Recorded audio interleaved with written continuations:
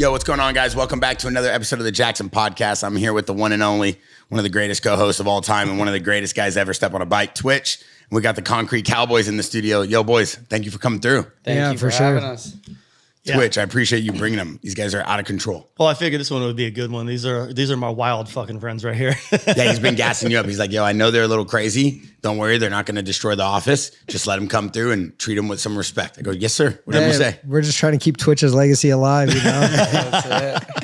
I need these young dudes to help me out, you know? I know you guys are like a younger version of Twitch in his heyday when he was just complete anarchy. I love it. I love watching you guys do all your shit because it just reminds me of me when I was younger. Like, you don't care at all. Like, you know what it is, you know, me and Mikey, we watch a lot of Twitch and Scummy videos and, you know, we just, it was kind of resemble him a little bit in a couple ways, you know, always hitting the bong and fucking living loose and fucking, just having not one worry in the world, just having fun. Yeah. Having a good time, you know, just riding two wheels and fucking, just riding the next wave, you know? I remember before I adulted, like I just would wake up and I was just like, do I have enough weed to make it through the day? Like, that's all I cared about. You know what I mean? Like, just the stupidest shit. But then started having kids and had to get responsible and grow up a little bit. Yeah, we're trying to. You guys probably have a few kids. I don't know. Dude, I hope not.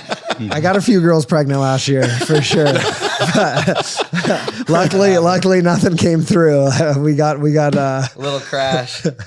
Yeah, every time I get a girl pregnant or something, I name them Crash.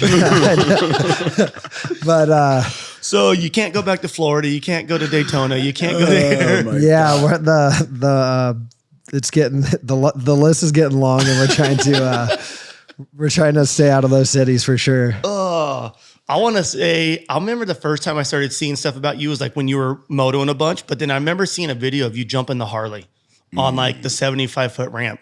Yeah, that was. I was tripping when I seen it. I'm like, what the hell's wrong with this kid? So I was, you know, the thing about the Harley thing, everyone can go do wheelie and burnout. There's so many people. I always try to think of things that I could stand out and kind of give me that extra little edge. And I didn't really see. I mean, I seen like maybe Unknown back in the day. I forgot which rider it was, but they hit the dirt jump. Yeah, Buddy. I think it was Buddy and Tank and all those. So I remember that. I remember that, but I'm like, dude, I've never seen a Harley hit a freestyle ramp. I was like, I got to be the first one. So I talked myself up. We're at like Friday night races. And I'm telling all my boys, my boy had a freestyle ramp and he had it at his house. So I had my chick at the time. I put her on the back and we rode, not thinking I wasn't going to fucking hit the jump and break my bike and not be able to come home. So I rode like an hour. And, we got there and man, I was just getting the shakes, you know. I was like, dude, just the butterflies, like the nervousness, right? Dude, and I didn't bring any gear, nothing. I'm wearing shorts, you know. I'm wearing like a button-up shirt and I'm wearing like a quarter helmet, you know, like half helmet. So my face is open, and we didn't even have the cameras rolling. We pushed the ramp all the way as close as we could. It was like 45 feet, and man, I just went up for the first test run and I was like, fuck, dude, just thinking about what the Harley was going to feel like going off the ramp, not knowing if it was going to like completely different from a dirt bike. Oh yeah, no. And I can't remember if I hit it on the dirt bike first. I think I hit it on the dirt bike. Just to like size it up. Yeah, a little bit. Exactly. Completely different, dude. Cause when you hit the ramp on a Harley, with no suspension, basically. Oh yeah, that thing's just a tank. So it just flies through the air and it doesn't ever want to hit the ground. It just goes forever. So I hit this ramp for the first time and fucking I'm going at a pretty good speed. You're hitting at first gear, you know, like a dirt bike, you'd probably be like second, kind of like just barely cruising. Yeah, blip it off it. Well, I tried doing the same thing like on the Harley and I like first gear and I kind of blipped it off it, but I came with like speed and it just flew.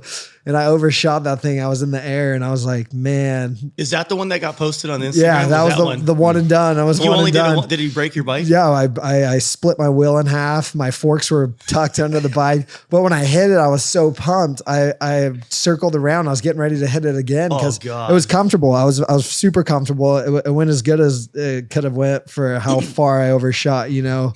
It was man, I thought my teeth was eating the bar. My teeth are eating the bars, dude. I thought I was so fucked, but I pulled it off and gave me a little fucking, you know, hype on Instagram. That one was gnarly. I remember your Instagram like blew up overnight with that. Like people were like, did you see that guy jump to Harley? I'm like, yeah. They're like, he's a Harley guy. I'm like, no, he's a dirt bike dude. Like he grew up riding dirt bikes and racing. Like he rips on a motocross bike. And they're like, oh, I thought he was just a Harley guy. No, it was like, you know, definitely as smooth as it could have went, you know. Would I do it again? I've been thinking about it, maybe hit it on the bagger, just kind of. There's that one kid jumping right now to the airbag landing. I forget his name. Scrub. Yeah. That's pretty gnarly. Yeah, no, I think it's riding the Harley. He's throwing like a little whip over it too, Yeah, and seat shit. grabs and shit too. Yeah, no, it's definitely cool. It's pretty gnarly. I'm looking at the video. Wayne, can you pull up the video real quick? He throws some style into it. You know, he's got the seat grabs, and he's definitely taking that to the next level. He's a full moto dude too. Yeah, like he rides like FMX. monster truck shows and all that shit. Yep. Yeah.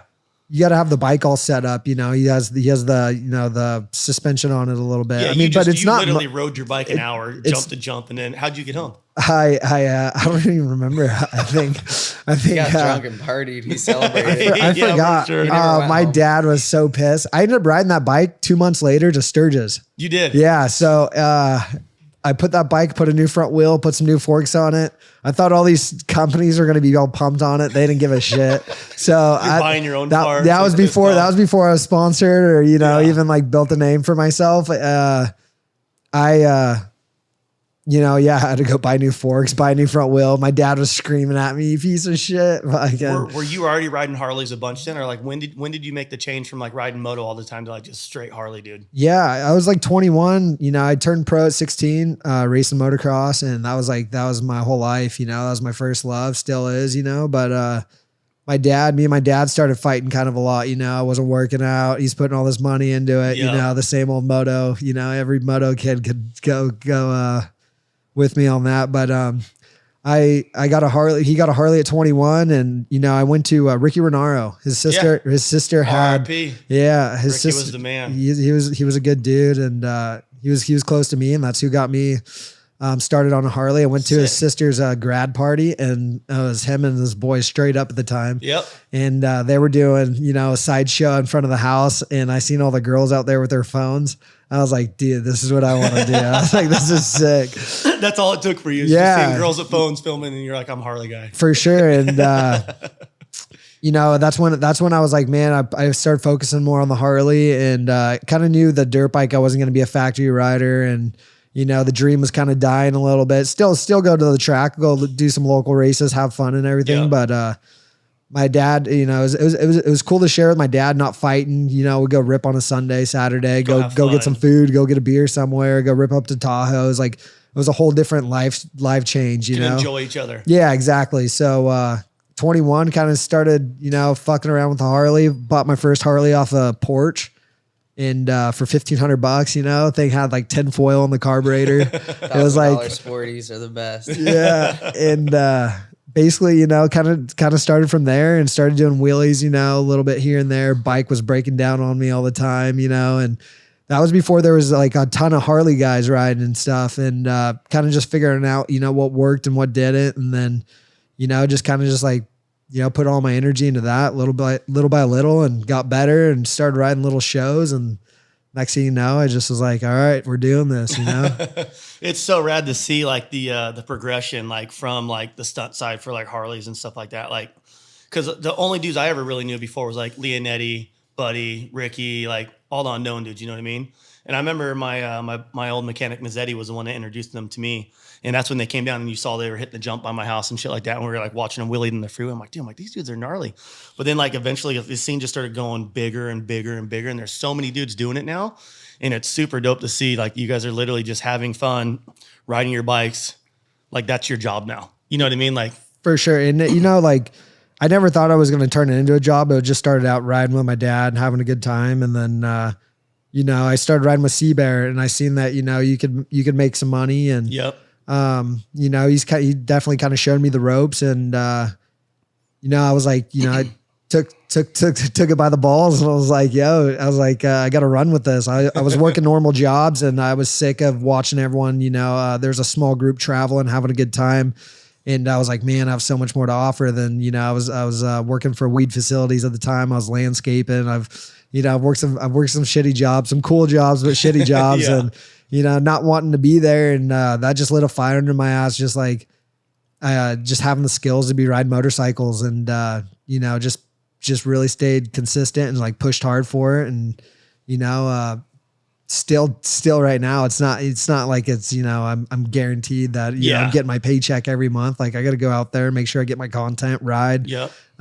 It's still, a work in progress for sure. I feel like working your ass off, like it keeps you relevant. I see you guys are out. You guys are everywhere. You guys are always posting shit. You guys ended up buying a tour bus. Like you guys are doing stops. Like it's cool to see. It's cool to see the grind and like how hard you guys are working for. You're not just sitting at home on your couch chilling, just like posting front yard clips every single day. You know what I mean? Like you guys are out. Like you guys are making it happen. You know what makes it special about us and being on the road is like we're in different cities. We're riding with different riders, different backdrops. We might be doing the wheelies and burnouts, but it's the different sceneries and the different areas that we're in that are in all the clips.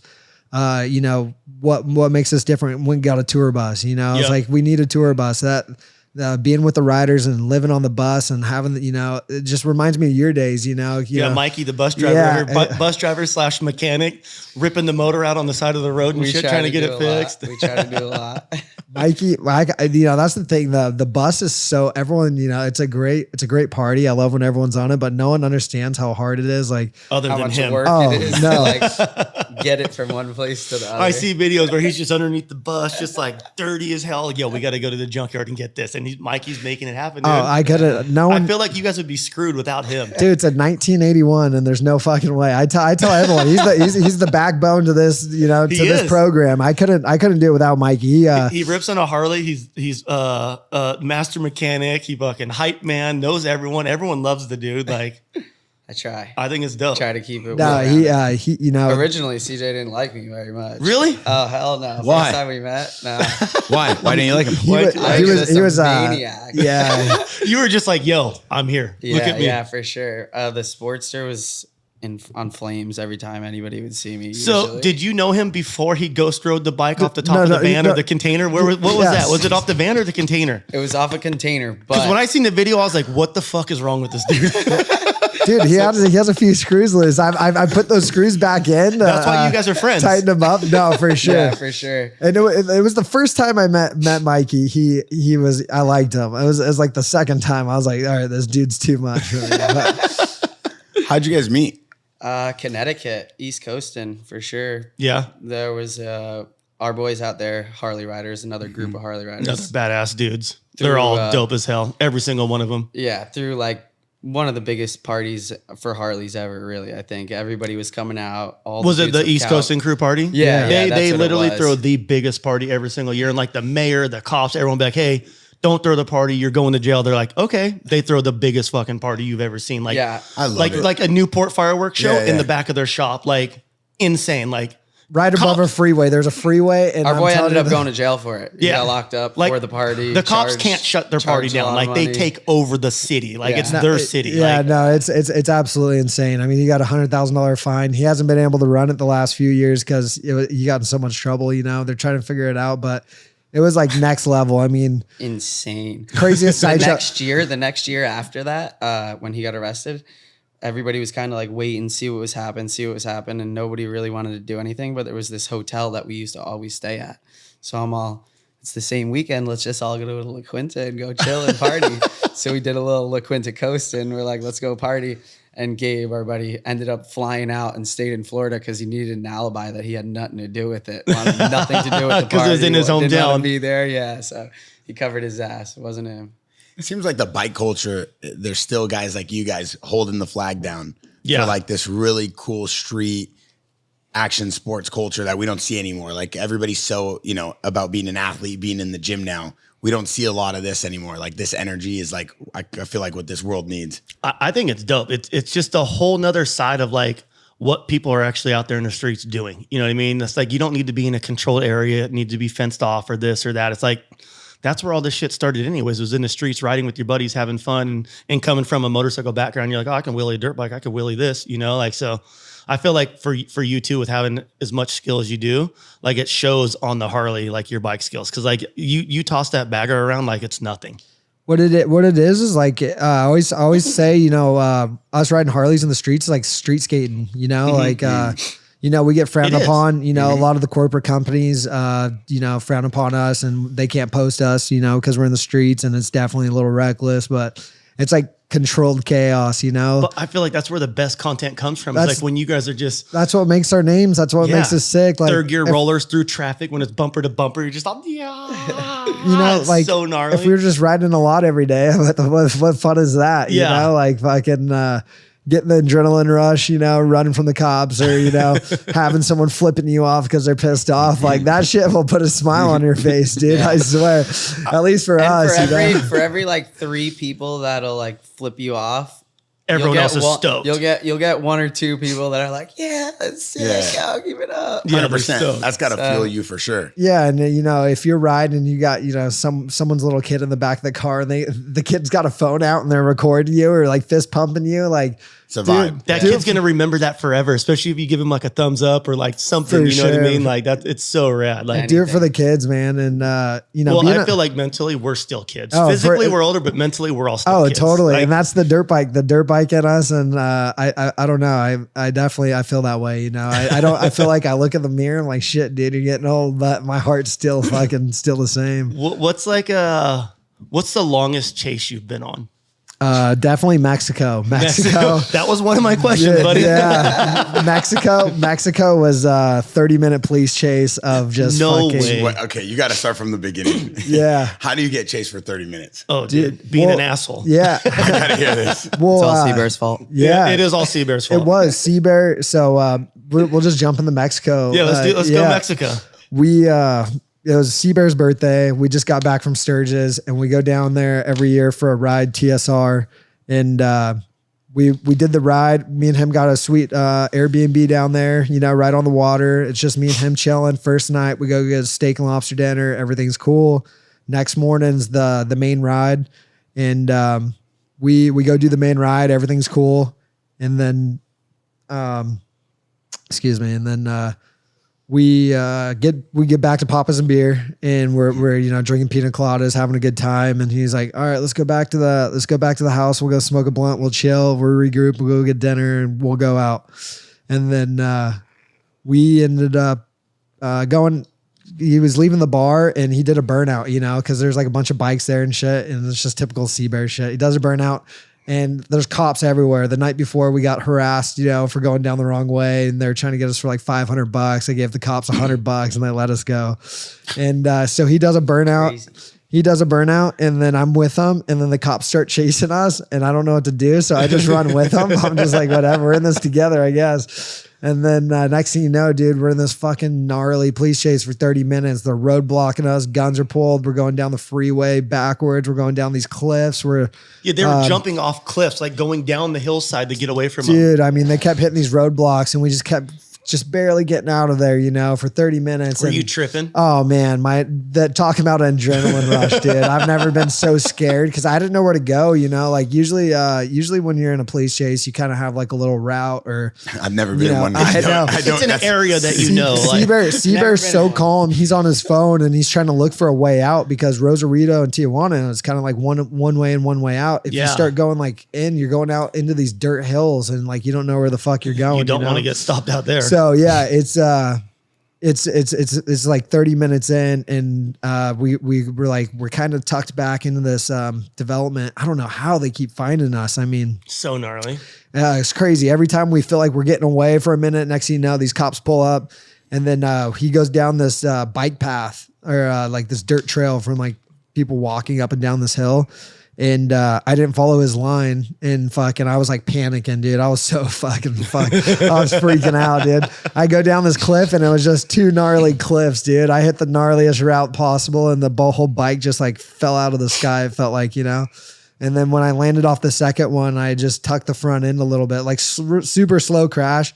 And then, but my bike died, and I tried picking it up, and then I just tried running to Seabear, and he didn't even look back. He was already taken off. Oh, and then the cops just swarmed me, had their guns pulled on me, and just stomped me out. They kicked your ass. Tortured me for like 3 hours, dude. Like tied me up in the back of the truck and fucking like a starfish, dude, and just kicked me and beat me brutally for like, I don't know, like 3 hours, dude. It was so like 20 minutes, 30 minutes. We drove around in the truck. They kicked me and stomped me out. I couldn't breathe.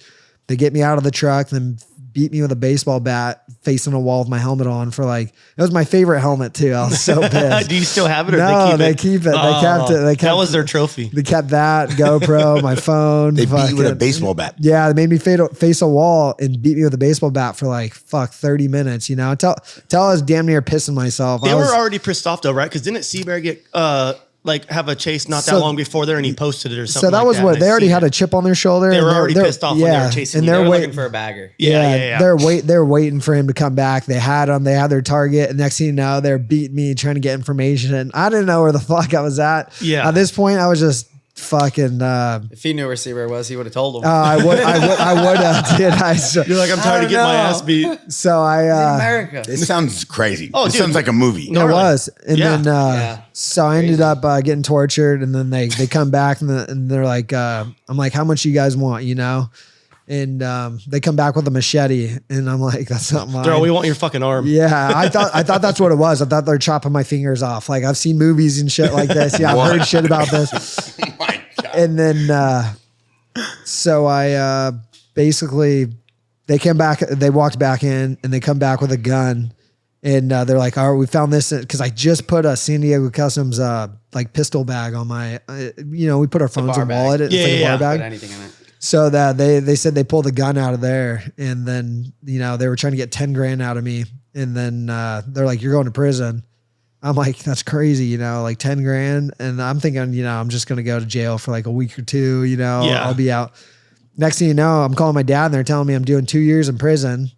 And, in Mexico. Yeah, and it'll take either 30, 60, or 90 days before I see a judge. And my dad basically, I called my dad. Everyone on the outside was like running around, freaking out, trying to do everything they could for me. I'm sitting in there. I can't talk to anyone. So I'm thinking no one's doing nothing. You're screwed, yeah. I'm thinking no one's doing anything. I'm just stuck in there. I remember seeing everyone posting about it and talking about it, like, what can we do? Like, is anyone we know down there? Like, people were calling me like, yo, can you hit up your boys at Papa's and Beer? Like, we need to find out what's going on. Like, it was a big ordeal. Yeah, no, it was fucked. It was super stressful on everybody. Like, cause I just didn't think I was getting out and, being in. So I finally I go to the judge and he sentenced me 30 days and basically 30 days till my next hearing. And then they were going to sentence me in my sentence, whether it was 2 to 5 years.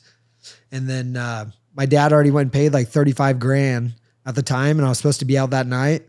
And it didn't work out. I ended up having to do in like 30 days. I already did like 5 days in jail. So I did like 35 days total.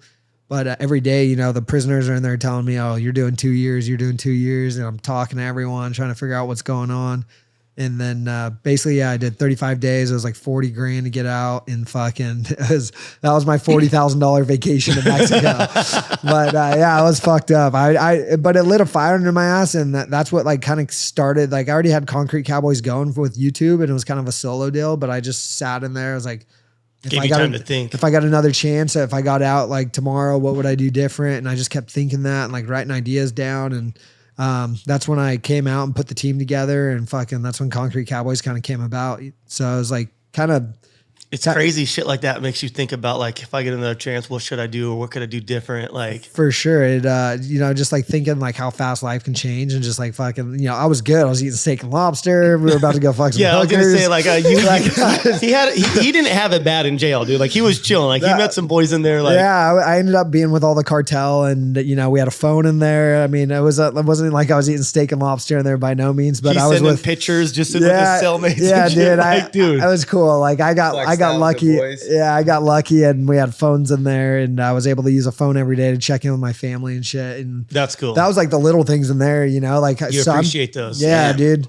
And like those 30 days was like doing dog years, like it was feeling like I felt like I did hard time like 3 years, by the time I got out, I was fucked up in the head, just like eating and just stressing yourself out, just thinking, like doing 2 to 5. Yeah. Just like, fuck, dude, you do 2 to 5 years right now. My life's done. My motorcycle career, I just was like starting to peak for my Harley shit, or just starting to like make a name for myself. And I'm like, everything's gone. By the time I get out, it's time to go get a job and no one's going to even know who the fuck I am. I'm like, fuck, I'm going to miss my little brother's graduation for high school. Like just all the dumbest little shit. Everything you start thinking about, you don't think about like that much shit when you're on this side. And then all of a sudden you're locked up. You're like, fuck, am I ever going to see my dad again or my mom? Like just the little things. And But man, it felt so good to get out. I was like, I bet. I think. How many days after where was everyone at Chip and Mikey's place? Same day. Same day. He got out of prison, right? and there was like a ride there or something. Like we all showed up at a San Diego Customs right here in like downtown San Diego,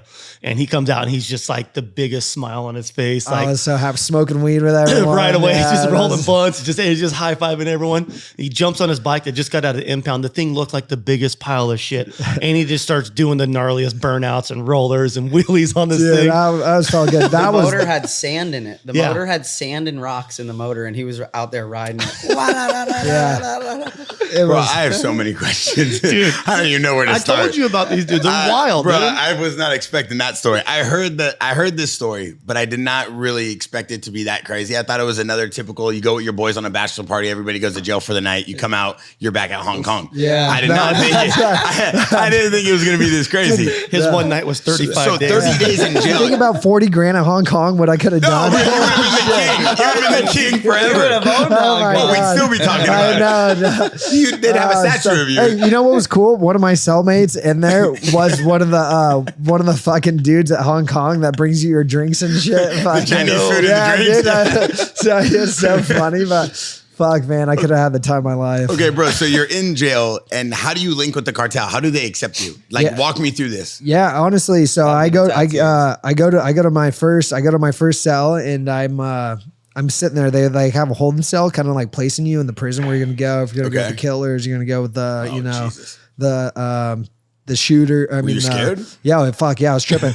So when It's one of the gnarliest jails in Tijuana, right? yeah, Like, absolutely. It's a gnarly one of the jail. gnarly- Yeah. It's one of the gnarliest prisons in the world. Yeah, You YouTube probably. it, I and it would comes say up. Tijuana, Yeah, fuck. top prison in Yeah, the world. I And mean, it's a cartel holding location, basically. Think about no, that. for sure. It was scary. Like thinking about, I'm like, fuck. I cried to my dad, straight up, teared up. You know, when I seen him right before I got on the bus, and was just like, man, I've seen a lot of movies. I was like, this is it. You know, Yeah. I don't know what's gonna Think the happen in there. worst. Yeah, you know, like fucking, you know, going to prison's one thing, but going to a prison where, you know, language barrier, and then I'm a white guy, and fucking, Yep. I'm thinking. Luckily, that played a huge factor for me because Mexico is so poor that.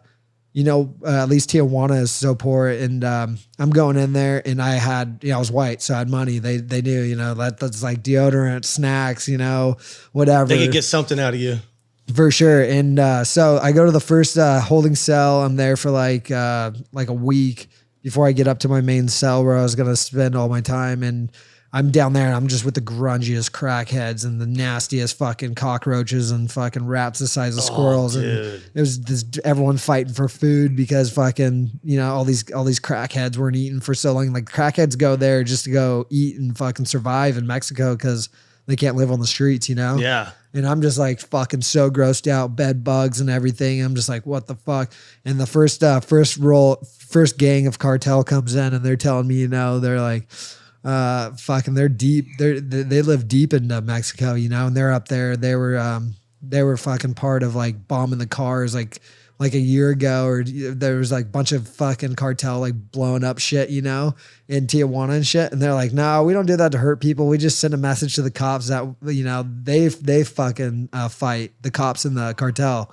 And they were just sending messages to the cops, you know, letting them know they're not fucking around. That's so gnarly. So they're being all cool with me though. With, you know, they spoke English a little bit, and they're inviting me into the ranch and saying the cartel fucks with, you know, guys like me, and they want me to come to the ranch. Some of the dudes knew who you were in there, right? Like, Yeah, oh, so you're they the see Willie me- guy. yeah, You're the Willie guy. They seen me on TV, and my name got around the prison quick. It was crazy. Like He's here. everyone knew. I don't know why it was such a big deal, but it was all over the news.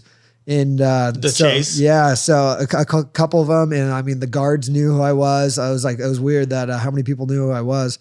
And then I got to my main cell. Like those guys were being cool. They were like saying they have like, I was asking the dumbest questions. Like, you guys got lions, tigers? How much for a monkey? You know, like I'm asking, just trying to keep shit off my mind, you know, just trying to. And I met this kid in there. There's like this kid in there, and he just went and beat this dude. This dude was chasing him with a machete over a parking spot, and then fucking. It was crazy. This kid's like 18, you know, he's in there in prison. His dad wouldn't let him go by himself. So him and his dad go to prison together. No. And then it was crazy. After a few months after I got out, he actually wrote me on YouTube and he got out too. No way. I thought he was going to do a few years in there. So it was like kind of cool to actually hear from him. And then I lost contact with him, but the kid was fucking pretty cool, dude. He was all about like all the YouTube guys on this side, like Whistling Diesel, and like he knew like Danny Duncan, like it was crazy. Like he knew the whole, yeah, but he was lived in Tijuana, you know, went to school over. I don't even know if he went to school, but he did. That's where he lived. I don't even know he went to school. But the kid was badass, you know. He was ready to jump in the cartel and shit. Like he was just with the shit. And his dad actually ended up going to prison in Folsom, which is where I'm from. Yep. So he actually was living over here and did prison. It was cool. Like that's where Mazzetti is. Yeah, right now. It was crazy. Just like just the shit that I was like, the conversations I was prison having alumni. there, you We're know? all one team. Yeah. So I ended up going to my cell, and then that's when I met like my cellmates. I was gonna spend all my time, you know. And those guys were like worked for El Chapo for 10 years, killing cops and fucking gnarly shit. Yeah. One of the main dudes was there, and he's doing 8 years right now. He still calls me, you know, once a month and checks in with me. I call him Papa Grande because he was this big dude. You know, I jumped right in there and started doing burpees, and you know, we were doing 500 burpees in the morning. You just jump into routine because those guys There's nothing else to do. Those guys are spending 8 years, and you just, you know, it doesn't matter if you're spending 3 weeks, 30 days. There's nothing else to do, and you just go straight into routine. So these guys are showing me the best time of my life for like 30 days. You know, every day they're like trying to get me to smoke meth or heroin or trying to, you know, they're trying to do tattoos, you know. One day they're like, we got porn, you know. And then there's just one morning I wake up and those guys smoke meth all night and they're just beating their sticks and fucking watching porn. But they got all these curtains. They got these curtains to where they just poke their head out and they're just watching. Dude, it was the craziest experience I can tell you. Like, no way. It was. I wish I had YouTube in there to show everyone. Did you join in on the circle jerk? Dude, I was like, bro, I was like, one of those things, dude. I was like, how does a curtain? Like, you couldn't just like run out the door and shut the door. It's just like, fuck, bro. Like, I'm in here living this life, bro. And yeah, you just lay there, look at the fucking ceiling, and just like, fuck. I can't wait to get out of here. What did I do to deserve this? You know, I didn't do shit. Like, fucking. The whole time you're thinking, fucking Sea-Bear. Oh man. Meanwhile, I'm talking to Sea-Bear and my dad, and they're fucking out doing cars and coffee. They're at my house. Just bought a Corvette. Yeah, bought a brand new Corvette or something. Yeah, and they're at my favorite breakfast spot. You know, I'm talking on the phone. I was just like, "Fuck you guys, dude, fuck." And dude, it was just like a crazy experience. So those dudes like took me in though, and like that's cool. Did you have to pay them or pay the guards or pay anyone to leave you alone? You know, what was crazy is like fucking. Those guys were kind of like, I don't know what kind of deal they had going. Supposedly we paid the guards, so I had a better cell. I don't know if that worked out or not. Who's you know, we? Like your family? Yeah, my family did. Yeah. Oh, sick. So my dad, like Sea-Bear actually like made the deals, but my dad went and paid this guy. And supposedly I was supposed to be out, that night, and I had to do 30 days. So they like paid for a better cell. But 30 days instead of 2 years, I'll take that. Yeah, all day. I don't care yeah. how much money. Jesus. You know what? I'm glad I did the 30 days. At the end of it, like right now, looking back on it, would I go do it again? Fuck no, I wouldn't want to. But I'm glad it did. Yeah, and it's a good way to look at it. Nah, and it did. It just made you appreciate life. You know how fast life can turn around. You know, and just like just little things. You know, I came out, rode my dirt bike, and was just like so pumped to just ride my dirt bike, ride my Harley. You take for granted all the time. Yeah, you know, like fucking all your friends. You know, everyone just hearing about how I almost felt like dying, and then like coming back to life, seeing how many people cared about you, trying to get you out. You know, like the little things. You know, this dude was fucking out. You know, first damn back, he was there. You know, it's like. You don't realize like how many people I actually care about, you know, and then you see a close friend, you know, you see a friend pass, and then, you know, I've had plenty of friends pass from drug overdose or just stupid shit, you know, and then they just don't realize how much they're loved or whatever. Yeah. And then you see everyone at the funeral or whatever. They're like, fuck, you know, like that shit touches you. So like it just like opened. It was almost like a rebirth when you got out. It did. It was just it opened your eyes, you know. And even to this day, you know, like, you know, people bring it up all the time. I'm like, fuck, dude, I'm just happy to be out, dude. I would still be in there right now. Think about it. How long ago was that? Almost 2 years. Almost 2 years, so you'd almost be getting out. Dude, I'd be getting out. Right? Yeah, maybe. If you didn't get hooked on crack. Great. Yeah, hey, and there was times, man, like where you were like, fuck it, I'm gonna try it. Fuck, dude. You tried a little bit. No, fucking, you're crazy. I've already had my head. times where I've dabbled a few times. You know? You didn't try any substance while you were in there? Dude, I just smoked. They had weed and they got a few cigarettes for me because I just need nicotine high because I was so stressed out, you know? I was like, no, they were sticking needles, you know? They weren't even smoking it. They were needles. And then they would tattoo with the same needle. And they were trying to they were doing sick tattoos too. They were trying to tattoo me and shit. Yeah, no. Oh, damn.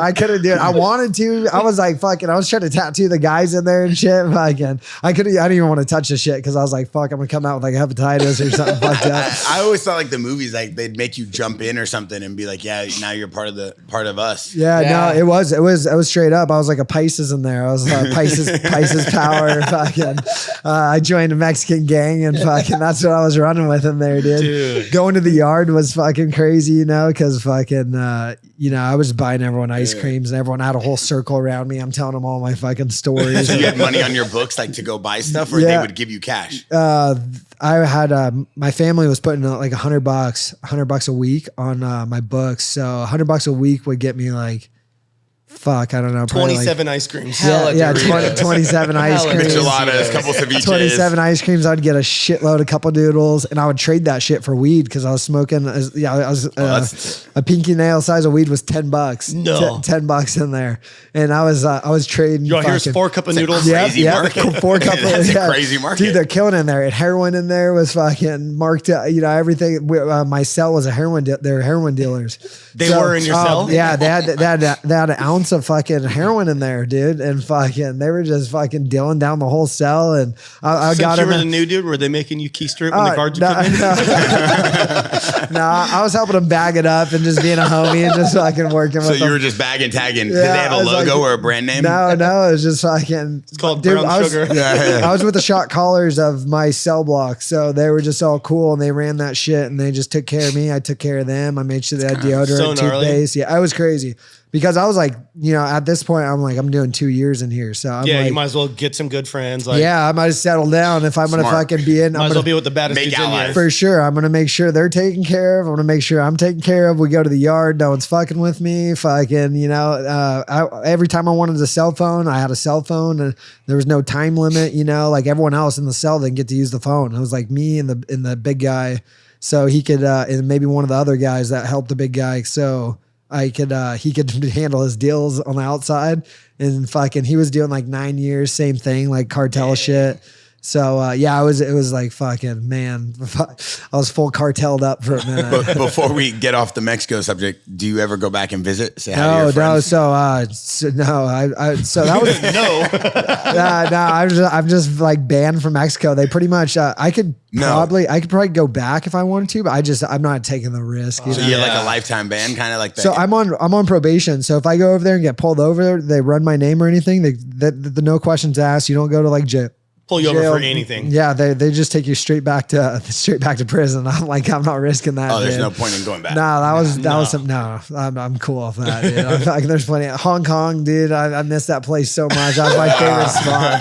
Hong Kong's such a special place in my heart, and I can't go. All my friends, dude. I was just at San Diego Supercross, and they were begging me to go, and I was smuggled so fucking. You went, close. Oh, yeah. you went? Yeah. That was his first time. First time ever. Give me your Hong Kong experience. Oh my god, it was crazy. I remember hearing Wanky lost his phone there. He left his phone there and took off and then came back and they went to give his phone back. I miss Wanky, man. Everyone misses Wanky. We love Wanky, dude. We had so many good times with Wanky. Where is Wanky? Wanky's passport got stolen from his wife. Wait, what? He's stuck in Japan. Free Wanky. Yeah, free Wanky. I was posting free Wanky for so long. Wait, is that real? Yeah. Yeah. So he can't come back? He can with his whole family, but he kind of screwed himself. Yeah, he was just getting into too much fun, letting the California dream live in his life way too much. Yeah. And so when he got home, his wife stole his passport and clipped him from coming back. Huntington Beach, man. Huntington Beach. Huntington Beach. It's a dark hole. It's a dark hole. I mean, I just got one more question about Mexico. I just can't get my mind off this. How do you go on like a 30-minute chase and like, I mean, after like the first 40 seconds, I've only like fake ran from the cops one time just because I didn't know he was chasing me. Like I didn't know he was trying to pull me over. The minute I saw the lights or I heard it, I was like, all right, cool. I better pull over. I'm gonna die. like, how do you like go even 2 minutes and not think like, oh, okay, I'm gonna get killed or shot? I bet he thought he was going to die the whole time. Fight or flight. I did. Dude. It's horse blinders on. Don't even look at him. Dude, we'll get into your chase in a little bit. how fast I was running and riding fucking from the cops and shit. I don't know how I did. I was going through red lights and the red lights there, splitting lanes. It was just the whole thing was like the adrenaline, and I wasn't worried about anything but straight in front of me. I was just trying to get away, dude. And I fucked myself because I went straight down this way and then straight back this way and then straight back. Let me get to the dead end. I don't know where to go, dude. There's cops this way, turned around, cops this way, and then I went this way, and then they was just like, there's nowhere to go, dude. And I was like, fucked. And I tell you what, if you're running from the cops, you better have a plan. And I had no plan, and I just fucking fuck. Yeah, and that's what fucked me. That's what fucked me. We got in a chase pretty recently, and CJ took off. I took off behind him, and I tried to I kind of knew where he was going. I saw him go all the way down, and I'm like, all right, I'm gonna make a right here. Me and him come flying. We almost collided in the intersection. He's coming this way. I'm coming this way. I was like, oh shit, what's up? I thought he was a cop. And we just came to, if we didn't know what we were doing, we would have came together and just fucking took ourselves No out. way. But we saw each other from a while, from when we were coming down, but he was pissed because he's like, if that cop's behind him, he was way ahead of me, but he had made a right. Yeah, he's like, but if the cop's behind you, I'm going to be pissed because you led him to me. Yeah, I was so pissed. exactly. He followed me like fucking 50 bikes behind me. I'm like, bro, you're following my trail. I was like, you're going to fucking get me caught up. I had nowhere to go, dude. I was like, this By the time we motherfucker. got to where we were going, I was only 3 bikes behind him. And you're on the Sportster. Yeah. No, I was on a dyno. Oh, you were. That's why you were able to keep up. Yeah, Thank God. You weren't on your sister's bike. No, she had it parked. What happened with... Did your bike get messed up when you ghost rode it off the deal? So funny enough, I brought it up there. Was it on a van or a container? It was on a van first, and then Junkyard and Espos were like, put it on a container. And then Big Pauly amped them all up. Oh, Pauly. Too. So, Gotta love Pauly. So the Sporty was going on the container. I went up there and did a burnout on it, and that was the end of it. My buddy Tori goes up there and turns it around, starts doing a burnout. I knew it was coming off because I was like, there's no other way to get it down. What are we going to do? We're not carrying it down. No. I knew he was launching it. So he made it look like it was an accident pretty good. But it wasn't me up there. It's dude, long hair. I thought it was thinks you the whole me. time. Yeah, everybody thinks it was me. One of my best friends looks just like me. And when the bike hit the ground, so many people were cheering, but so many people were all, who the fuck was that, Mikey? Let's go beat his ass. We're going to go grab him right now. No, that's messed up. And I'm like, leave him alone. It's my best friend, dude. Just leave him alone. And everybody was pissed. But yeah, that was... that video is pretty gnarly. That I dented the tank on it. And the pipe, I think, blew off. And I put it all back together and was riding it, a few hours later. That was it. I think I had a bent shock, too. I got a new set of shocks. Did you break anything? What was that skate thing you guys were at when you jumped over the car? The FA jam, the fucking awesome skate jam. Fucking awesome. Yeah, it was fucking awesome. But that was... Dude, that jump that was sick. That was like a Super Bowl win for watching Mikey hit Yeah, that and there jump. were so many people there watching, that too. was like... Talk that about- was talk about definitely the- highlight of the year. For me, for me. for that event was just like fuck the world, dude. It was just just wild, right? Dude, Like- it was that was dude. The yeah, it was- drummer at the end of it, the drummer straight burned his drum set on the No. stage. Yeah. Took Zippo fluid out, lit it, and burned the drum set. That's right fucking on the awesome. that was pretty rock star, dude. That's right. It was Plays so into sick. the name. But it was cool because we knew they had the cop car and we knew they jumped over the cop car and Mikey Like was 2 like weeks before we were bullshitting about it. we talked about it. I was like, Mikey, this is your this is chance. your deal. It's yeah, time to shine, yeah, bud. yeah. I was like, all right, dude, you're on. So we hyped it up for like 2 weeks and we got there, and Abe was like, yo, what are you guys thinking about? Like maybe jump the cop car. We're like, You're all, dude, yeah. we've been talking about it. So No, he didn't even say that. Abe's all like talking about it, and he's like, what do you guys think? Maybe at the end, do you think one of you guys would be able to jump that? Like, for sure. CJ's all, yeah, Mikey's gonna do it. Just volunteering. Yeah, Mikey's sending it, and I was all right, I guess I'm doing it now. And I wanted to the whole time. I was thinking about it. It was already in your head. Yeah, it was in my head the whole time. But then during the day, watching all the skaters hit it, and watched Chop hit it sideways, and it wasn't even the long way yet. It was sideways. I watched how much air he got, and I was all, oh damn, I'm definitely gonna go high.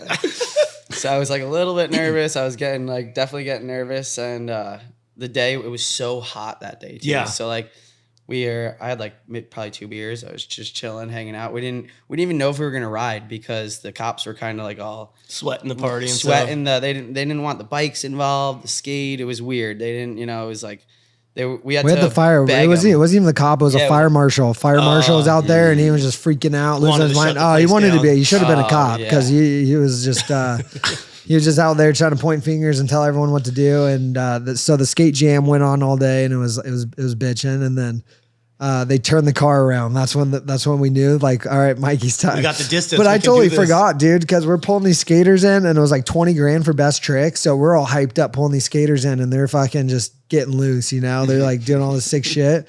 I totally forget, and like, all right, fire marshals telling them to shut it We down. had 2 minutes left to pull skaters in, and then the whole event was over. They I see, shut the I see event Mikey down. line up with a helmet on and fucking no shirt You're on. like, what the fuck? Dude, I was like, no, don't do. I was like, He's like, I was I'm winning the scared. 20 grand. And then, dude, I thought he was. Oh, well, dude, after initially, I was like, dude, I think Mikey got best I think trick. Mikey won, dude. Dude, but everyone put him on his shoulders after he hit that jump, and fucking. It was I just- had turned around, and Ave walked over and was like, yo, if you're going to do it, this is your chance. Yeah. Like, this is definitely your chance. And I looked around. I Instantly didn't have got my helmet. nervous, I huh? didn't have my helmet, and I was like, oh, shit. So I see Mulford in the crowd, and Yep. I'm all, Mulfs, I need my helmet. I need my helmet. So he sprints to the trailer, grabs my helmet. I can like barely get it strapped. I'm trying to like get the thing strapped.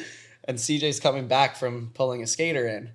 And he's coming back and he's looking at me, and I'm just looking for like a thumbs up, like do it, man, like, do like it. anything. And he's all jaw drops Dude, as I come back. he takes off like he's hitting fucking step up Dude, or he something. hit it. He hit it. When I saw the video, I'm like, whoa, he's going fast. I was like, God damn Wait, it, pull up this video, please. dude. So- dude, it's fucking awesome. He fucking. I aired it fully out. I was probably like maybe 12, 30 15. feet past the landing. Yeah, God. I don't know. The He landing could have was- jumped 3 cars. Yeah. I was fucked. And I hit the ground, and my foot peg snapped right off. My right side foot peg snapped off, but I think when the foot peg snapped off, that it saved a little bit of the force from my foot hitting the ground.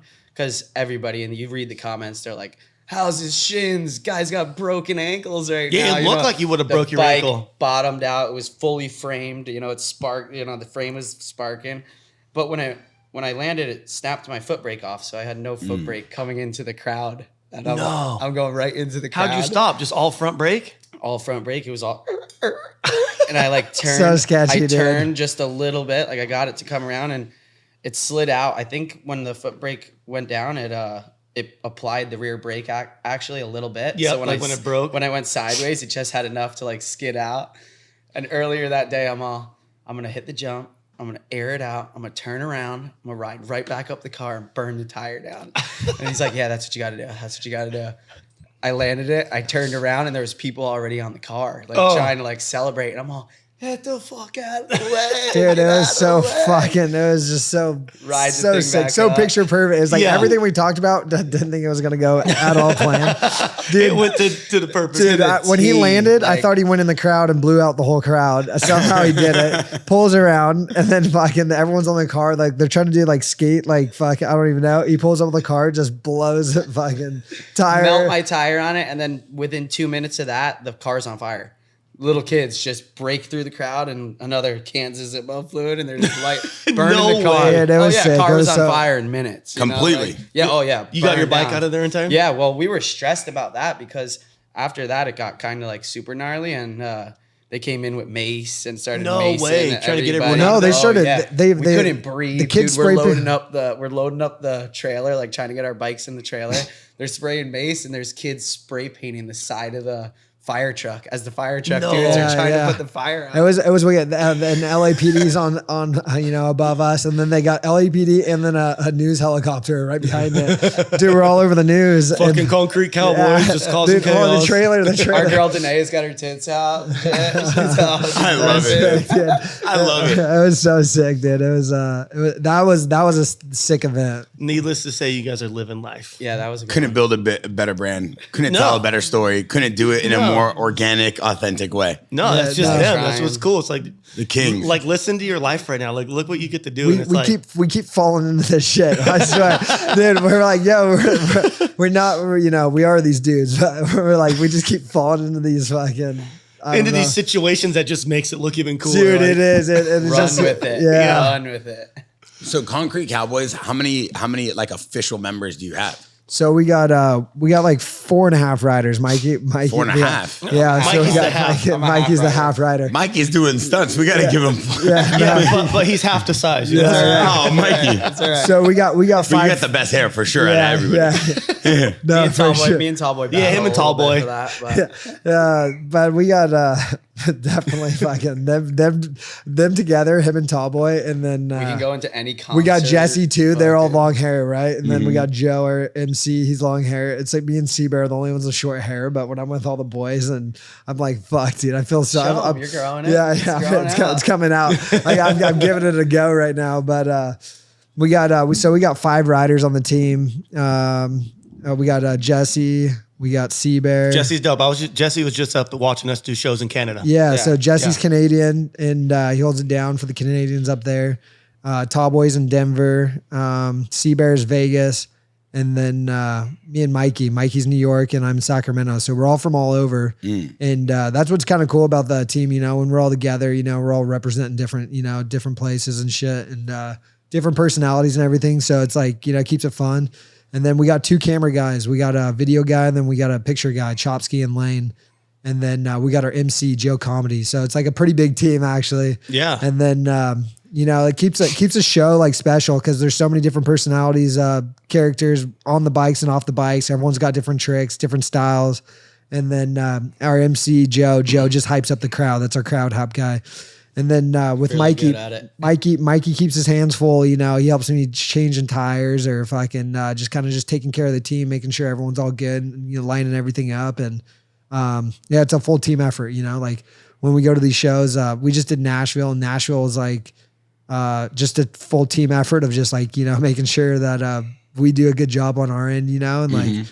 It definitely gets a little hectic sometimes, with everyone, but it's definitely like sick. I don't know. Yeah. Team deal is fun. It's a lot of work. Traveling on a tour bus with the boys is the coolest thing. I think that was like. I love the slogan, always on tour. Yeah, for sure. The Nashville show, I was saw a bunch of video. Like the Nashville show looks super sick. The HPI show you guys just did at Jimmy's looked super sick. Like that one looked fun. HPI is fun. Like the Nashville one was cool because we took over Broadway, and that was our release deal with the Beast. That's what I just wanted to bring up. It's cool to see that you guys just fuck around and be yourselves, and then get such like a corporate sponsor like Monster to come in with like the Beast. They just got sponsored by Beast, so it's like.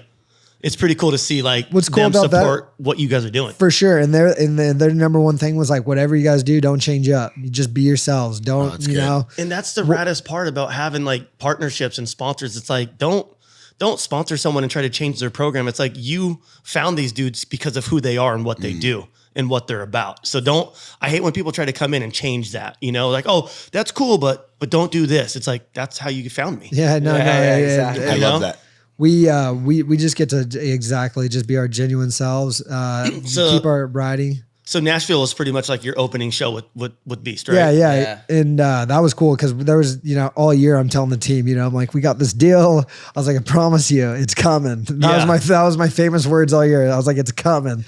And then I thought Daytona was going to be a release party, and didn't work. We didn't sign the deal, And I think it worked out better being in Nashville for sure. The name of the Concrete Cowboys and everything, and keeping the Western theme alive. It worked out good, and we nailed it. We fucking we went and bought a 90s limo. Showed up with a limo. 90s limo. So good. Threw a Harley on top of it. Did some burnouts. Put bull horns on it. Painted it. We bought it when it was white, and we went bought it out of this fucking junkyard for $3,000. Drove it and drove it back to Nashville. We bought it where do we buy it? We went to Kentucky. We drove to Kentucky, I think. Yeah, right. Nashville's right next to Kentucky. We just wanted to throw a twist in it. We were like, we were sitting there having meetings, and we were bullshitting about a limo since we've had the bus. We were like, we're gonna get a limo. It'd be so sick to have a limo. So sick to have a limo. And then you guys had a limo back in the day, didn't you? Back in the day, our buddy Blaine, anytime we were in Vegas, he'd always pick us all up in it. Yeah, dude, I'm telling you, it was a lot of your videos. Doing donuts in the parking lots. A lot of your videos is what inspired us, and keeps our shit going. We'll get bored or get all fucked up, and fucking we'll go start watching some videos. Like, all right, dude, how do we keep this shit alive, dude? We're trying to keep the early 2000s alive. On the bus 20 times. And that's the best thing. Watching it on the bus, like fucking that shit's special, because we're actually in the moment living it, and then fucking still watching you guys. We were dumbasses when we were on the bus. We were like throwing bottles of piss at people. That's why when I get yelled at, I'm just like, oh guys, my bad. Gotta do it. But that was cool. And then, that was more of like a show with the team. And then going and doing indie was cool because we mix it with East Coastin', and that's a little bit more loose, not show style. That's like more a sideshow style, like more riders mix, more fucking want to close your eyes a little bit. Fucking it's loose, but that was good. All the East Coastin' crew is they're all so dope on a bike. Like I love watching those. Their street styles, that's when it kind of inspired me back in the day. They were already sick on dirt bikes back in the day. So when I first met them, I didn't realize I used to watch them ride dirt bikes. But then when I seen them on their bikes, I was like, dude, these dudes are bad, dude. Like Sal, Reckless, like all those dudes, like Little Paulie's getting dope now too, dude. For sure. I've been seeing him ride a bike since he was like 13. Yeah, and Paulie's been a part of the crew. He grew up with all the baddest dudes. Yeah, and he's just a nut. He's definitely the sickest one now. He's got double hand drags and just all the craziest shit. He gives Gabe a run for his money every day. Yeah, right, for sure. But I love it because it's just like those guys. Those guys are just We pump each other up, I feel like, a little bit, know, and it's always a competition. Who can do something better, so it pushes each other. It pushes everyone hard. For sure, we said the other day we need a team sports day so we can just East Coast versus Cowboys. It's always a competition with those guys. But those guys are a good time. Every time we're out there on the East Coast, that they show us a good time, and fucking riding with those guys is always special. It's cool. Yeah, it's fun. What about Daytona this last year with your chase on the Grom from the cops, dude? It was a good one. He got attacked by the cop dog. It's just like chewed his armpit in half, like through his shoulder. Hold up. Show the camera. Oh my! What kind of dog? Chihuahua. Look at this thing. Show the camera. Yeah, Jesus, dude. Looked like he fought a wildebeest. Hey, this story's good. I told a cop like 2 weeks after this, it was still all like torn up. I told the cop, but he's like, "Yo, what happened to your arm?" I'm like, "Shark bite," and he completely believed it. He was all, I was like, "Yeah, Daytona, dude, gnarly shark bite capital of the world." He's like, "All right, man," just took off. Didn't know what was going on, but Daytona, I didn't have my Dyna there yet, and Dusty, Seabear, everybody went to go take off, and I thought they were just going around the corner. I didn't even know. It was early in the morning, and Dusty was on a Grom, so I was like, all right, yeah, I'll just take the Grom. And I took off. And then I'm all like, we're riding down this main-ass road, and I'm like, oh, we're going through the gauntlet right now. This is like where all the cops are. I know exactly where, like, I'm getting pulled over right now for sure. Like, what the hell? So I ride right through, and of course cop pulls out, and there was like 5 of us with no tags and all sorts of like fees or fines they could have gave us. No license plates. Yeah, they could have pulled over anybody, but he locked onto me, and I froze up, and I didn't even think at all, because if I did think, I probably would have just been like, fuck it, I don't even care. Just get a ticket real quick. Just get the ticket, go get whatever, and whatever, I just would have been fine. Definitely, I knew that after the fact. You wouldn't have had a dog attached to you when they found you. So I froze up and I took off, and I'm on a Grom, and I'm getting chased by a bike cop on a BMW 1000, whatever. You know what a Grom is, right? Like those little tiny ones. Yeah. So I'm just straight. I had no helmet on, and I had a hoodie on, so I pulled my hoodie strings as tight as they could. So I was looking through like a little thing like this. And I'm just riding this Grom as fast as it'll go. It's like 55 on the limiter. Yeah. And this cop is like right next to me, pulling up on me on the bike. Yelling at me. Like, could have kicked me. Could have kicked me over. And I turn around, one U-turn, rip it down. He's right behind me still. I blow through the center median, and it's like grass. So he like kind of lose him a little bit. Second, but then he's right back on me. And then there's 2 others like, coming head on at me, but I had made 2 turnarounds, and there was a bunch of cars coming. And I was like, all right, here, this is my chance. I'm going to shoot in between these cars, and he's not going to be able to make it, no way, unless he's, unless those cars are stopping or else he's getting hit. Like he's got to not making the choice. So I just sneaked it through. And I get behind a building. I like ditched the bike out to the side, and I like hid behind a wall like this. And homeboy comes flying by, like lights and sirens. And I hear him. So as soon as he passed, I ran like 10 feet, jumped over this fence, and I'm all like hiding in the bushes. And here they come, like 15 of them now. There's cops everywhere. And the boys are like blowing up my phone. I feel it vibrate in my pocket, but I'm like holding it quiet so it won't do anything. Yeah. And the cop had, as soon as, like he made maybe 2 minutes after I got away from the bike, they found the bike. And he's like, it's right here. I got it. And I hear him. And I'm like army crawling as quiet as I can through the woods. Like, and we're in Florida, so it's getting like swampy kind of. Like there's a fucking crocodile coming. Bro, it's getting wet and swampy and like gross. And I'm like, yo, there's snakes and gators and all this shit in here. But I didn't care. So I just kept crawling. I started sweating so bad. So I pulled off my hoodie and I kept crawling through the woods as far as I could. You ditched the hoodie? Yeah, I ditched the hoodie. And that's how they got you. Yeah. So I ditched the hoodie and I go a little bit further and I get stuck on a fence line. And I could see through the fence line that there's ditches the bike, ditches the hoodie. He's just stripping and running. So he's almost naked when the cops get him. I see that there's cops on the street that I'm like trying to get to. And my first option was like, all right, I'm an Uber. I'm going to order an Uber right now. Yeah. And then I was like, hey, I'm like, pull up next to this fence. I'm going to jump over and jump in the back seat. And then I'm like, all right, maybe that's not going to work. Yeah, I got a little nervous with the Uber and I messaged this chick and she's all, I'll come get you right now. I'm like, I'm on my way. I'm 20 minutes out. I'm going to drop you a pin to these bushes I'm hiding in. Yep. So I drop her a pin to this cul-de-sac that I know I can make it to. And I run through this like little wood, it's a lumber yard. I'm running through a lumber yard.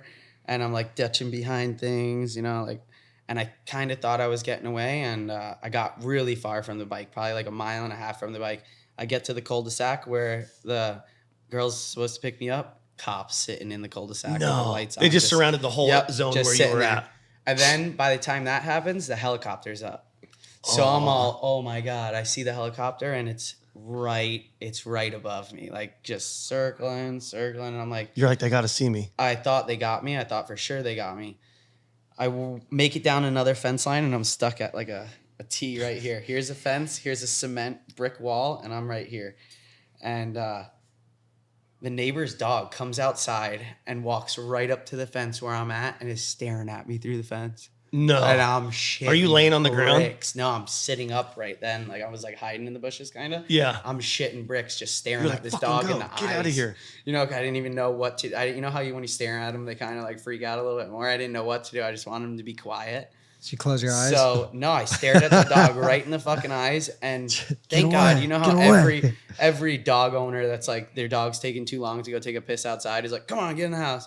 So here he goes. Come on, get in the house. The dog looks at me, takes a piss on the fence right where I'm at, and goes back in the house.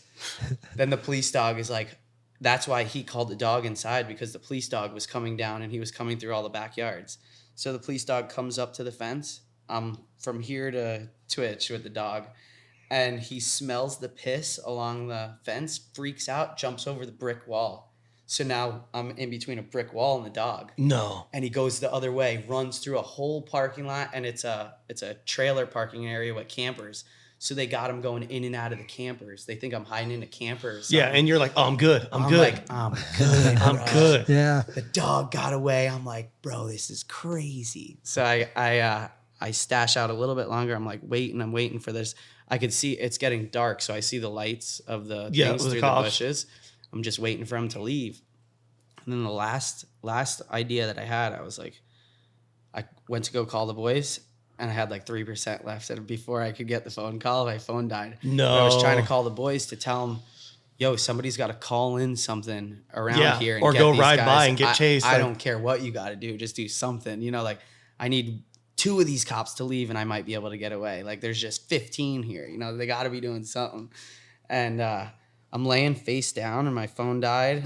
I knew the chick was sitting there. She had sent me a text, "Don't fucking move, cops everywhere." Yeah.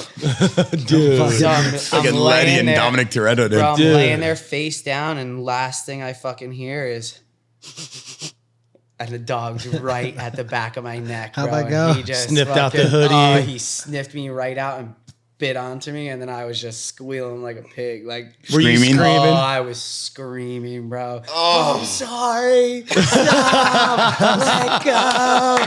I'm sorry. Like screaming, dude. And the dog wouldn't give up. The guy, first of all, the cop's like, "Show me your hands." Dog's got me by the arm. I'm all like trying to stick my hands out. I can't move them.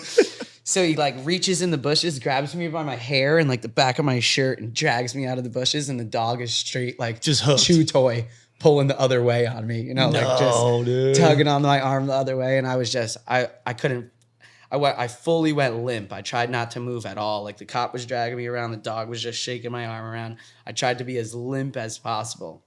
Well, you know these dogs now, they got, his canines had metal teeth. So it wasn't just like regular dog teeth. They take them out so that when they bite you, it can't like infect you as bad. No, So there was Only just, dudes that get chased by cops all the time know about the dog. How do you know about that canine dental plan? So the after- cop was telling me about it after, and after they got me, I was super respectful. I Yeah, you got usually me, am, whatever, I like, give yeah, up. you know, Yeah. like White I've flags been pulled out. over before, and I'm yes sir, no sir with an officer. Like Yeah. that goes a long way. You know how to play it. Yeah, so you got me. I'm all yes sir, no sir. got- Yes you got sir, me. no sir. Yeah. dude ran on a ground first off and tried to go on a motorcycle chase. And the first thing I'm He's like, why dude, the what an fuck are you idiot. running from the cops on a grom? For no reason, for no license plate. All you had to do is pull over and get a little fix-it ticket. Yeah, and they you're were totally all, fine. you know, like the cops were all like, "What the fuck is wrong with you?" They're like, "You have a police background, you know, you have family in law enforcement, you're too respectful, you know, like why the fuck did you run?" And he's I don't know. He's like, "You would have got a license ticket and a no mirror ticket." And I'm all, That's it. "Well, why didn't you just let me keep riding?" And the cops kind of looked at each other and all like, "Holy shit, is my body camera on?" They're all like laughing.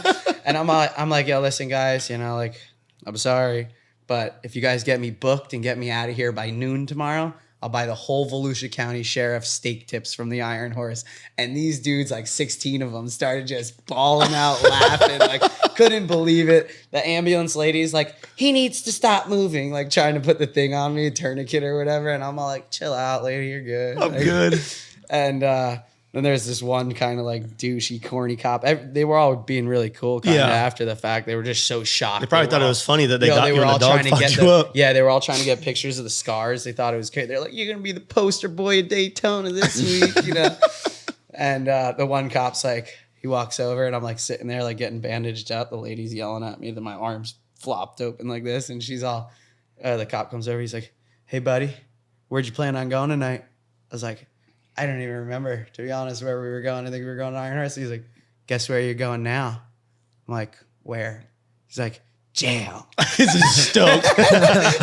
And I was like, "You got me," you know. And all the other cops kind of like looked at him and were just like, I was being cool to all the other, joking around with him, you know. And like all the cops kind of looked at him and were like, "Fuck this guy," you know. Like, you know, he was making like, us look bad, he was all like, "What the fuck?" Nobody's Freaking laughing. Daryl. He looked at all his boys. Nobody I was would have been laughing. kind of laughing, dude. That was kind of funny, but like, well, thanks, cocksucker. Fucking. How long were you in jail for? Just overnight? Yeah, I was in the hospital probably longer than I was in jail. They were doing all this sorts of testing. They thought they fucked up all the insides and shit. But Did they stitch you all up and everything? the dude in the hospital was all, he was like, "Yo, I can put 150 stitches in your arm right now, or I could put like 6. And he's like, "I personally want to do like 6 because he's like, there's no way this isn't getting infected. Every dog bite gets infected. We'll see you back here in 2 days, you know. Got to come back to get it cleaned and changed tomorrow." It was Thank the God. nastiest looking thing. It was so deep. He had like 5 feet of fucking. That I remember shit. seeing video footage from one of you Yeah, guys when sent they me pulled video that footage or shit photos out, or something. bro. I was just like, They oh, Well, packed was- it. It was like a bullet wound, so they packed it all with gauze and in stuff. here, and they had literally, it was 3 feet. It was like a 3 feet roll of gauze that I had pulled out, And the one, it was like 2 days after. They told me to take it out that day, and I pulled out 2 days after because I was like, I can't even move this thing. Yeah, I right ain't now. trying to mess with it. No hospital though. Never went back to the hospital. Took all the antibiotics. I didn't drink. It was the first day of bike week, so I didn't drink for 10 days. I just went out to the bar, and everybody was ripping, partying. I was drinking water and eating 3 antibiotics a day. You know, like 3 Just times hoping a not to day, get an just trying infection. not to get infected because I knew how bad it would have been. Well, I was all pissed off because fucking he takes off. He was supposed to go. Mikey's our cook too. He does it all. He helps to change his tires. What the hell, dude? I need some steak tips. Dude, it was bullshit. They were pissed. Dude. The morning that I was in jail, the morning What that do I we got do for locked breakfast? up, No that's French what they were toast, worried no about. fucking, They're all no just, eggs. This is bullshit. Mikey ever gets locked up again, it's fucked up. You know, Fucked our whole program. Mikey. Fucked our whole program's program. done, dude. No Listen, Dude. the coolest part about the whole story was I got locked up. They knew I got locked up. The boys had made a few phone calls. I called from jail. The only number I could remember was one of my buddies. I got a number. I got CJ's number. So I call from there, and they're all, yeah, Rose is on her way. She came and bailed you out. High Side Joe gave her all the money. And, Nice. This He had a stripper. He had a the stripper. that Oh, we no were hanging way. out with the whole week in Daytona. She went and bailed me out. Took 500 of her own cash, and Joe gave her another $2,000, and the stripper bailed me out of jail. The next No day. way. Yeah, it was pretty tight. Well, it's funny the thing about the stripper. Like 6 months prior, our bus broke down, our tour bus, and we had to go to Florida to go pick up the bus. And it just didn't work out, so we ended up at the strip club, and he ended up buying the stripper $500 to go. Fuck, I'm paying her. So we go back. So it came back full circle. Yeah, so we go This is back, the yeah. weirdest. I said, this is the weirdest I gave him so much $500 I shit. ever put in my token. I gave him so much shit. I'm like, dude, You why? got your $500 back. He did. Dude, that's so sick, dude. So You guys are living the dream, dude. it was good. You guys are on another planet, dude. It was sick though because it came full circle, and she went and bailed him out, and then she was like, "Don't trip about it." But it was like that. That's what kind of like topped off the whole story, dude. I was like, Flying for life, Like, dude. I was all like, yo, that was a weird $500 I put in that slot machine, dude.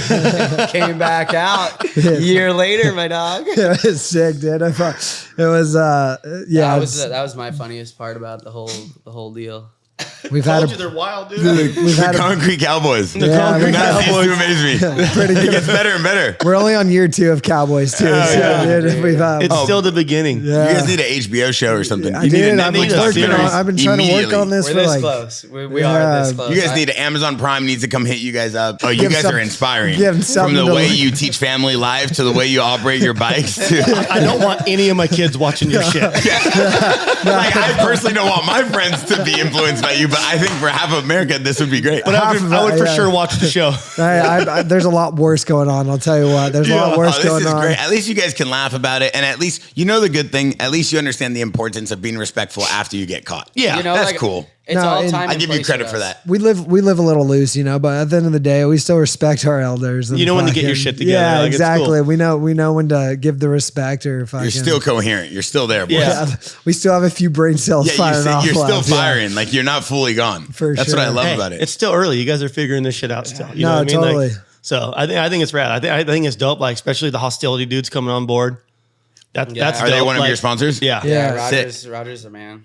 I You're remember that brand. hostility. Yeah, you know, I worked see for it? Hostility for years, and No then, way. Yeah, then Hell yeah. then their boy Roger bought it, and now he's doing it himself now. And so when I seen him start doing stuff with them, I was like, "This is dope!" Like, It's a cool brand. That was Yeah, one of no. my Like an coolest, iconic, but- That was one of my coolest things I thought about the whole brand was that, you know, Twitch is rocking it back in the day. Everybody was like, it was like the sickest thing. And then well, it kind of went away there for a little bit. Like Dale was like kind of over it, he was doing like his whole thing, and then when I seen Roger start posting about it, and like I've always been a fan of Roger. Roger's dope. Like he's a hustler. So when I seen him start doing the company, I was like, "This is dope." Like I back this. You Yeah, know? no, Roger always buying cool shit, you know, fucking, and You guys he's have a done- collab with them? He's done a good job. No, no collab right now. We just kind of work for Roger. He helps us out, keeps the show on the road, and Roger's one of the dudes that's been around doing the Harley thing for a long time too. yeah, Like, OG, Roger he has his own Wheeling slab Harleys. side. Is it slab side? Slab he has a couple sides. shops going up now and stuff like that too. So for sure. He was one of cool. the first guys that I looked up to riding Harleys, and you know he's a NorCal kid. yeah, and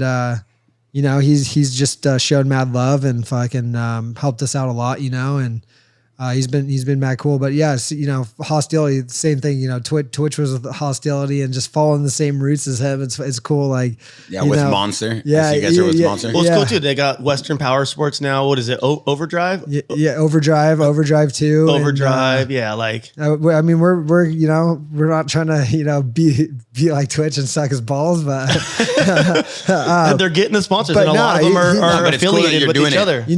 A lot of content creators, just to give you a little light on that too, because I deal with them all day long. I've been dealing with them for years. They can make content, but they can't figure out the business side. Like they can't put together the pieces for you guys to be able to perform at the highest level, whether it's a stunt, whether it's running from cops, whether it's finding strippers, and then be able to connect that with a brand that actually aligns, like what he said, that doesn't change you. That's the whole battle. Because now you can fuel your dreams and kind of make money, and then be like Twitch, where you have a brand and you can work with brands and you can be iconic and you can have a show and do your own thing forever. Dude, we just looked up to him for so long and just kind of watched the way he runs his program, and same thing, runs his own brand and still sponsored by brands, and I just try to take all that in to put my notes down and kind of follow his lead on that. And it just so happens all of our sponsors worked out to be the same sponsors, right? But it's cool. And, we're living in Temecula and we get to ride with them and be around them. So yeah, they're always down in the wintertime. We riding together and stuff. Try to feed off him and try to learn from him for sure. He's got a good thing going, and, like being able to fall under, those, his shoulder and be under his shoulder. He helps us out a lot. Every time we walk out of the DVK warehouse, we're all, this is exactly what the fuck we need. That's how we're going to do Concrete Cowboys. Straight down to the fact of, you see how his fucking shirts are? We don't need plastic bins. We cut the boxes, do it the same way. Do it like that. Bro, it'll come for sure, because having just the same mindset to be able to be as wild as you are, but still understand that you can take inspiration from people, not be so hard-nosed and be like, I don't need to listen to anybody. That's where people fall apart. Like, I watch it all day long. I always tell them, one of the most authentic connections between Twitch and JAXXON, which is like the #1 men's jewelry brand, is that he wore jewelry, he had style, he did it before anybody, and he does it at the highest level his way. I don't be like, yo, wear this, wear that. It's like, dude, here's all the products. Wear what you want to wear, do what you want to do. But he'll do it his way. Whatever obligations or deliverables he feels he needs, he'll do, but I'm not telling him what to do. It's very rare you get talent that does that. So when you work with a brand, if you're able to authentically like connect like that, it's limitless. Like, you can do anything you want. It's the people that go into the relationships being like, oh, you owe me this. I don't need to do that. I'm too cool for that. It's like, no, just do you. We'll do us. We'll meet in the middle. That's what I think is cool about you guys. Like, you guys are still yourselves and you're still getting more and more sponsors. Every time I see you guys, you're posting about something different, something new. Like, it's cool to see that. And I did a post the other day, just like a video where I was just like, I just want to thank all my sponsors for letting me be myself all day, every day. Cause it's like, not a lot of people always try to change up who they are in order to get a deal from something, where I'm like, I've never changed who I am since day one. So hell yeah, I definitely don't expect, I don't want to see you motherfuckers change anything you guys are doing. We keep it. I mean, we're straight ourselves. We keep the party rolling. No running from cops though. From Mexico. We want to see the shows. We don't want to see you in jail. No. When you run from the cops, make sure you have a GoPro and you upload it to the cloud right away. So if they take your camera, we can see it. Dude, I was in Huntington. Just go live when you do it, and then you can get locked up. Yeah. 3 weeks ago, I'm in Huntington. Fucking work for Born Free, and I tell everyone Huntington's like one of the hottest spots. You don't want to go. So I'm chilling. I'm riding back from like getting lunch, and I got fucking camera guy is in the back. Lane's in the back with the camera, and I'm like, no, it's too hot. Someone's gonna do something stupid. Blah, blah, blah, blah, blah, blah. I smack third. I'm just fucking on the other side of the road, just crisscrossing. Didn't get the angle right, so I'm like, next light. I'm like, all right, do it again. Fucking cops a mile ahead of me, sees me coming head on. Fucking already had someone pulled over, hops in his car, flips a bitch. Fucking, I'm in a high speed chase, and I was fucking, dude, another one, dude. But yeah, the police chases, man. Those things, those will fucking gnarly adrenaline, dude. I party hard. I've done a lot of things. TV show on just the police chases, dude. I want to put those behind me. I'd like to stop with those. It's only in California. With what you do, you're not ever gonna get away from the cop chases. Like, it's just part of it, dude. Unless you just pull over and stop and be like, hey guys, here's my key. Sorry, my bad. Yeah, just take the ticket. Luckily, like some places we'll all like agree to like, we actually can't run. Let's just stop. Imagine having a business where like your team meetings consist of like, hey boys, tomorrow we're not running from cops, and like we have a show so no one can get locked up. Like I can't imagine your guys' dinners. Wait till after the show. Then we can go to jail. Do whatever you want. Twitch is like, let's get the show done first. Let's make the money, then let's go run. That's exactly how it is too. If we Yeah. got a show, if we know we got a show the next day, or we got a show coming up in a few days, we're like, all right, Let's Uber to the restaurant. Let's For not sure, run. let's find a decent- Straight up, dude. Like really, because Because once you get on your bikes and the whole crew's together, something's going down. You Yeah. can't. There's no holding back. There's a St. hot chick Louis? pulls up to you or something at the light. You just no fucking questions asked. You're doing something stupid, dude. Or you pull up and someone just like gives you the fucking I don't know, wheelie. or pulls their phone out. There's no holding back. There's like fuck. There's a cop there at the intersection. You still Fuck him. I'm fucking gonna get the clip. we were leaving St. Louis one night or somewhere, and CJ was so like bent out of shape on don't ride like a dick home. Don't ride like a dick home. Yelling at me and Tallboy all like, You're like, I know. and he's like, like, I'm serious. It's hot, dude. Like fucking like, and he was all worked up the whole time leaving the bar. We get on the bike. Homeboy just pulls out. There was one person with the phone out. Dude, no, it wasn't even. I don't know what it was, but dude, we're passing cops too. Like there was a cop sitting on the thing. He did not. It was like light switch on and off. He did one burnout or saw something. And we get back to the house and I'm like, yo, What the hell, bro? What the fuck happened to not being a dick? He's like, bike was running good.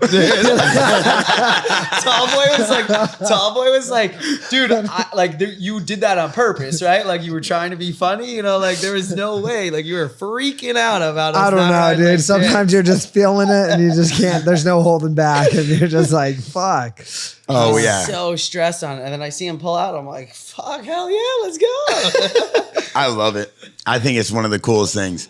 The way you guys are doing it, I think it's one of the coolest things. Yeah. And at the highest level, I love the fact that you have the bus and the show and the always on tour. I think the whole business side of it, you guys are nailing, and you're doing it your way. Like he said, that's the coolest part. It's a learning process. We're still figuring out all the loops and everything. And there's been a couple speed bumps, putting a team together, finding out what works and shit, having a team's hard, like making sure everyone's happy and everything. But I wouldn't change it for nothing. Like, it's either this or go work a real job, and I would way rather be doing this. I'll tell you that. Respect.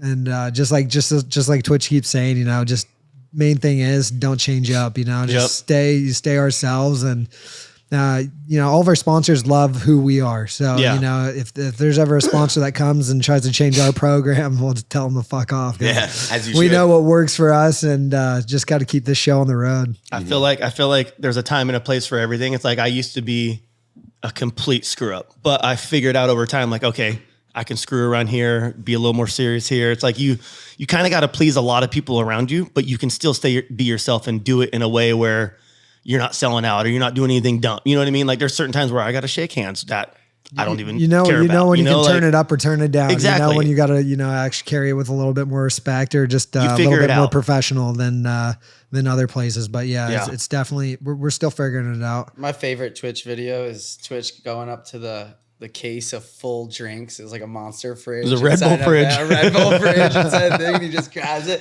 smashes it on the floor. I'm going to do that one day, and you guys aren't going to yell at me. That's probably why I never got a Red Bull deal. Dude, it's one of my flaws. I like to throw things on the ground. It is a video that gets mentioned a lot. A lot of people always like, iconic I moment. you threw that fridge on the ground. Why'd you do video. that? I'm like, I was just wanted to destroy the locker room. It was just there. You know what I mean? Like, exactly. I didn't have an energy drink sponsor from anyone at the time. They're like, oh, were you trying to do that? I'm like, no, I just did it. Nothing against Red Bull. It was just an wrong open place, full wrong time. fridge. Yeah. We were in the process of filming shit. I looked over, Porno Dave had the camera. I go, watch this. I just broke the fridge. Like, Exactly. When you got a camera in your face, there's no holding back. exactly. It's like all right. nowadays, it's like there's a cell phone. It's like Dave's in the corner like this with a big old camera filming everything we do. We're like, oh, let's do something funny and break something. for sure. Like, Dave Dawes. Yep. That Instagram has just been popping off. bro, I again think he found a lately. hard drive that He just must has have gold found on it right something, now. dude. Like all your guys' old shit. he's posting so many The classic moto sounds, videos, like so the many good fucking- stuff. Like, yeah.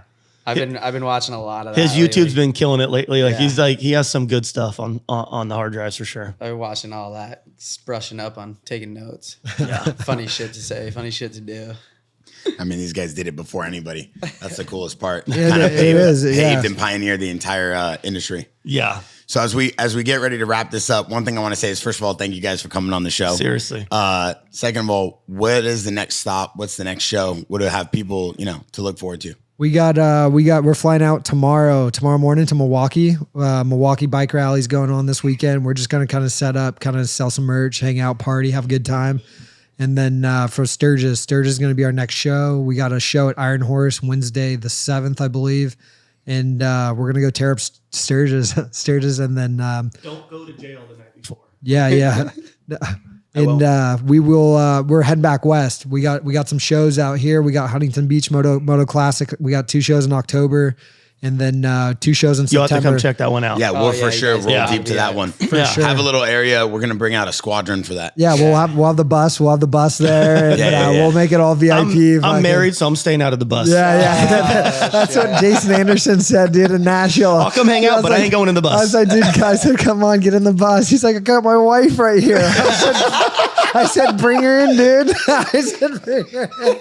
He's like, can I just? He's like, I know you just got He some has the alcohol. baby too. He's holding the baby. I'm like, dude, bring her in too. And I just hooked him up with a couple cases, and he was happy and just took off. But yeah, I don't know. I guess that's a rule, dude. If you got a wife or something, I guess don't come in the bus. You're gonna get in trouble. But it's really not that bad, dude. But yeah, dude, Moto Beach, Huntington Beach. I would love for you guys to come out and come check it out. Yeah, you got to connect, and we'll give you a bunch of product too, a bunch of our new gold Cuban 8mm. It's our best-selling chain. You guys could give them out to your team, your staff. For sure, that'd we'll be load tight. up the fans. That'd be sweet. No, like I out. said, I appreciate you guys having us. And Yeah. Twitch talks so highly of you guys, and he's definitely one for the culture right now of making sure that the people who he feels, need the light and need the respect get it. And with the platform right now, we have one of the biggest shows. We just broke the top 100 podcasts on Spotify, and we've only been at this for a year. Twitch has only been at it with me for about 2 months now with his show. Yeah. So we're definitely trying to get behind the people that Twitch wants to get behind as hard as we can. No, and like I said, getting here today, I was like, I didn't care. We fly out tomorrow, and I was like, no, there's no way we're bailing on this, And no, I just thanks for showing love and having us out here. I love it. Always. Listen, with that being said, make sure you guys go check out all the new episodes and all the new shorts on JAXXON Podcast Instagram. We have a JAXXON Podcast Discord. You can see behind the scenes, plus limited edition products and pieces that we're dropping, and all new clips before they get aired and released. We've been putting things in there, plus showing you guys who the guests are before they come on. You guys can ask questions. We're going to start reading those questions out, and you can see a bunch of the behind the scenes from the JAXXON house and everything we got going on with the brand. Concrete Cowboys, Twitch, I'm Bear DeGidio. Thanks for watching.